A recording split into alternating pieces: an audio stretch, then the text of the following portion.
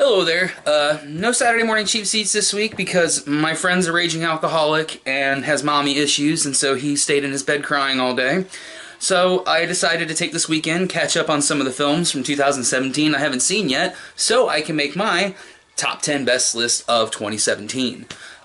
This was a hard list to make because honestly a lot of really good movies came out this year, and there's some excellent films that are not going to make this list, like Darkest Hour, Dunkirk, which are kind of related, Baby Driver, even I liked Fate of the Furious, Spider-Man and Thor were both fantastic films.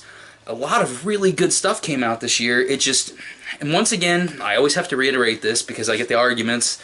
They're fewer now because I think people understand this and I don't have to say it as much, but just for the hell of it, this is my top 10 favorite. Not saying the top best films, like, you know, cinematography, all that. These are the ones that entertain me the most, my favorite films of the year. Wore my hair down today because I actually had somebody say, hey, your hair's always pulled back. I can never tell how long it actually is your hair. Well, here you go. Yeah. So my beautiful luxuriousness. Other than trims, I haven't had an actual haircut since like May of 2006. I'll tell that story one time on here. Not right now though, because I'm going to go into my top 10 favorite films of the year. Now, when I go into these, the ones that I've done reviews for, whether they be the car reviews or personal reviews, I'm not going to go as into detail because I don't really feel I need to. If you want more information, you can always go back to the videos we shot before. So, and I did cheat. There are a couple of ties in here, so technically it's my top 12. So, but my camera does what I wants. So, number 10, best film of the... Number 10, favorite film of the year of mine is Atomic Blonde. I loved this movie from beginning to end. This is exactly my kind of film. Fast-paced, you know, sleazy, just awesome. I mean, this movie is like a love letter to the 80s. It really is. And Charlize Theron gives one of the best performances I've ever seen her give. And James McAvoy gives an also amazing performance. There's one other film he did this year that's going to be higher up on the list. Actually, it's not too far from now. Huh, that's funny. It's going to be in my next. That his performance was better, but I loved him in Atomic Blonde. It's just exactly my kind of characters. If you haven't seen Atomic Blonde, highly recommend it. Wonderful film. Number 9 is a tie between two films that share some thematic elements, but they're polar. They're really opposite films, but there are similarities in there. And I'm not going to go into too much detail because both of these movies have been reviewed on my site. And that is Get Out and Split, the other fantastic James McAvoy performance. Get Out was nominated and deserved to be. Jordan Peele was nominated. There's an argument there. I mean, I don't think Get Out should have won Best Picture. I'm glad it was nominated. I really am, but there was two other movies that were nominated that I liked a little better. Jordan Peele, though, the argument can be made that he should have won for Best Director, but nah. So Get Out is a wonderful movie, and Split is just, in my opinion, M. Night Shyamalan is one of the more underrated or overrated directors. Like, I like Sixth Sense, and I actually really liked Unbreakable quite a bit, and in my opinion, he didn't make another actual good movie. I enjoyed Signs because it was entertainingly stupid, but he didn't make another really good movie until The Visit last year, or the year before last, and then he made Split, which I thought was just fantastic. Split was an all-around great movie. Everybody knows now there's going to be a sequel that's going to tie in with Unbreakable, and I can't wait to see it. Number 8. I gotta get out my list here so I don't screw up my numbers. There we go. This was the most entertaining theater experience we had of the year, and for more on that, go to our video on it. It's a short video. A fight broke out in the theater. That's a funny story. Go watch our review for War for the Planet of the Apes. Andy Serkis gives an absolutely amazing performance as Caesar. Woody Harrelson is terrifying in this movie. Once again, watch my video for further information on that, but if you haven't seen the Planet of the Apes trilogy, I'm not counting the Mark Wahlberg one because that movie sucks balls. But War for the Planet of the Apes, fucking hell of a movie. Great film. Next one is number 7, and that is Star Wars: The Last Jedi. Oh, that's right. That hasn't come out on Blu-ray yet. That's still like 2 weeks away. I'm gonna do this movie on Easter weekend. How funny is that? If you've seen Last Temptation of Christ, you know why that's funny. But if you haven't seen this movie, Don't buy into the shit where people are like, it's blasphemy. It is slightly blasphemic, but it's a fucking hell of a movie. Watching that next week. So number 6 is a movie that actually did receive an Academy Award nomination, and that doesn't happen in this genre of film too often, and I was very happy to see that. And that is Logan. What is supposedly going to be the last performance that he ever gives as Wolverine. Now, Hugh Jackman has stated in a previous interview, well, if Disney buys the rights, and it's my Australian accent, if Disney buys the rights to the X-Men films and they put the X-Men in the Avengers, maybe I'll come back. Hey, they did. Disney owns the rights to all the Marvel shit now, except for Sony, but Sony and Marvel work together now, which is fantastic. I hope he fulfills that and we see Wolverine one more time, even as Old Man Logan, which technically this is, in Infinity Wars Part 2. Number 5 is a movie that got shit on by critics, did not do that well. Most people you bring this movie up to have never even heard of it. And this movie is by no means is it one of the best films ever made, but as far as me and what I am entertained by in a film, this movie just did it for me. It's one of those movies that I watched, smiled ear to ear, every bit of it just got me. I thoroughly and totally loved Happy Death Day. That's not a joke. I actually thoroughly enjoy this movie. I think the main girl, what the hell is her name? Jessica Roth is amazing. And there are scenes in this movie that her character, I've never seen a character in a movie that in the beginning, they make it a point to make you hate this girl. Everybody knows that girl that's like this. She's just annoying, she looks like she smells like pee. But by the end of the movie, you are fucking rooting for her. I mean, you're like, go you, because she goes through a tremendous arc, a tremendous personality change. And it's kind of a coming-of-age film, and it's more of a realization film of, take a look at yourself, and if you have made mistakes, make up for them. Because time is a big factor in this. The sequel's coming out that's going to explain the time hop. So if you have not seen Happy Death Day, I highly recommend this movie. This is one of the most surprisingly good films of 2017.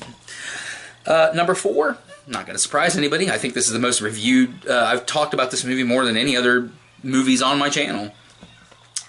Wonder Woman. Let's see. It changes! Yeah! Wonder Woman! This is the, I think this is a Target bonus. Was it Target? It doesn't say. This is a bonus edition of the film. It's Wonder Woman. I've reviewed it enough times. Go watch my 16,000 reviews I've done. My next, for number 3, is The Other Tie. Now, one of these movies won a lot of awards. That already gives away what it is. And I was afraid to watch this movie because people I know that I agree with a lot did not care for this movie as much as everybody else seemed to. So I'll go into that second. But first, tied for number 3, is a movie that came in under the radar. It was, to me, every year there's one movie that comes out that you don't know a lot about and it blows my mind. Like Whiplash was one. Just Before I Go was another one. Last year it was Come Hell or High Water, or can't say it was called just Hell or High Water. This year's surprise one for me that ties with number 3 is Logan Lucky. Now, given the cast, I can't believe this movie didn't do better. Adam Driver, Channing Tatum, Daniel Craig. I mean, this movie just had a star-studded cast, a wonderful story. That even in the movie, they refer to it, they call it Redneck, what do they call it, Ocean 7-Eleven? Because it kind of has some similar themes to Ocean's 11, and I think Soderbergh did this movie too. Yeah, Steven Soderbergh, the director of Ocean's 11, also did this movie. This one, I blame the studio why this movie didn't do so well. It did not get many trailers. Like, when I would go to the theater, I saw plenty of trailers for it, but on TV, I barely saw any. Logan Lucky has some very touching moments, but it's also hilarious at points, and Channing Tatum has become a guy I really like. I'm really enjoying how he's developed as an actor. He is one of those actors that at first I just couldn't stand him. He just gets better and better and better. Channing Tatum, I really believe, deserved to be nominated for this, and most of all, I really believe Daniel Craig should have been nominated for Best Supporting Actor. This is probably, other than James Bond's Skyfall, this is the best performance Daniel Craig has ever given. Now, the other one I'm going to go into a little bit because I haven't reviewed this movie. Everybody's already guessed what it is, so I'll just say it. The Shape of Water. Now, yes, I understand quite a few people did not get out of this movie what I got out of this movie. And I understand that. It's a movie that is not, this movie is not for everybody. And that's not to say that, like, oh, people just weren't smart enough. No, it has nothing to do with intelligence, nothing to do with that. I think it all comes down to personal reflection. Can you identify with any of the characters in this movie? My daughter just dropped a bunch of shit. Anyway, can you identify with a character in this movie? And you kind of can. I'm not fishing for compliments with what I'm about to say, and it's not that I think that I'm some hideous chud. It's nothing like that. But I've never really had high self-esteem. I've struggled with body issues and the way I look. I've never really been happy with the way I look. I've had some people tell me I'm hideous, other people tell me I'm handsome. I just have always kind of had, I do think I have an okay personality. I think, and I can be funny. And I think a lot of that came down to, like, early in school, I was picked on because of the way I looked. Was never the most good-looking person. So, that's not me fishing for compliments, it's just me being honest with my audience here, all three of you.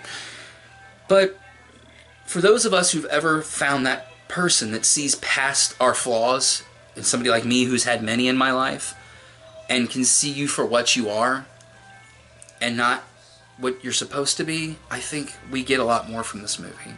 Yes, I cannot identify with people who have been bullied because of their sexuality, or their race, or their gender, or their disabilities. Even though I do have a slight hearing disability, funny enough.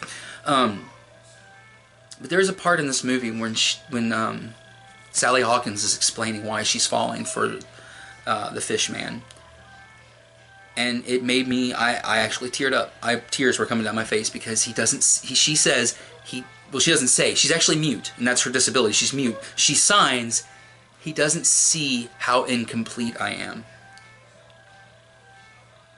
And as somebody who's always felt somewhat incomplete, that line just struck a nerve with me. Now, like I said, I get why people don't like the style of this film. People may not like the directing style. They might not even just like the story. But for me, it touched me in a way, and it had Paddington's mom completely butt-ass naked, so that was a plus. Alright, let's move on from Shape of Water. I will do a full review on Shape of Water one day because I got a lot out of that movie and I want to watch it again. My number 2 was my number 1 for a very long time. Just until like 2 weeks ago. Or 3 weeks ago. This was my number 1, but it got moved to number 2. Guardians of the Galaxy Volume 2. I've talked about this movie in a car review. It was one of my first car reviews. We did a drunk review on it. There's nothing else extra I can add to what we said in the drunk review. That does have spoilers, so if you haven't seen the movie, I don't recommend it, but if you've seen the movie, go watch our rum review. I think it was our first ever rum review that we did, and we talked about just how touching the end of the movie is, and just how amazing Guardians of the Galaxy Volume 2 is. God, they've become some of my favorite movies. I love the Guardians of the Galaxy. Now, I'm going to discuss my favorite movie of the year, a movie that was nominated for a lot of Academy Awards. It won a few. In my opinion, I understand why Shape of Water won. I do. This should have won, in my opinion, Best Picture. And that is 3 Billboards Outside Ebbing, Missouri. This movie is a fucking masterpiece. This movie will make you cry. It will make you angry at times. You can identify with characters. You can hate characters. There are characters that go through arcs, but they're not complete turnarounds. Like, there's a guy who's a complete prick in this movie. And by the end of the movie, he sees the error of his ways, and he's trying to be a better person. He's still not a great person, because if you don't know what they're going to do at the end of this movie, they never show it. But if you don't know where they're going at the end of this movie, then no, not a good person at all. But he's trying. And he's about, I think he plays somebody about my age. He's about 38, late 30s. And it shows that it's never too late. Like, this guy sees, my God, I've been a fuck up my whole life. As far as scenes that made me cry, I want to wait for more people to see this movie before I talk about the scene that actually made me fully bust into tears. Because I had a health scare a couple years ago that could have been a multitude of things, and one of those things would have been really bad, and I wouldn't have put my family through it. And so you can kind of just guess from there where I was going to go with that. But thankfully that turned out not to be the issue. But there is the person in this movie does do that. And I relate to what he did. It's still horrible what he does to his family, but as somebody who was almost there and as somebody who watched somebody suffer through what this man suffers, I get it. It was brilliantly acted. There was not one character played badly. Frances McDormand won for Best Actress for this, and she fucking deserves it. The only Academy Award that I really disagree with, and it's nothing against Allison Janney, because I just recently saw I, Tonya, and I, Tonya was a great movie, and Allison Janney was fantastic in it. I think that Octavia Spencer deserved Best Supporting Actress for Shape of Water. So those are my favorite films of the year. Three Billboards Outside Ebbing, Missouri, in my opinion, was not only the best movie of the year, it was my favorite movie of the year, and I really believe it deserved the Academy Award, but I get why Shape of Water won.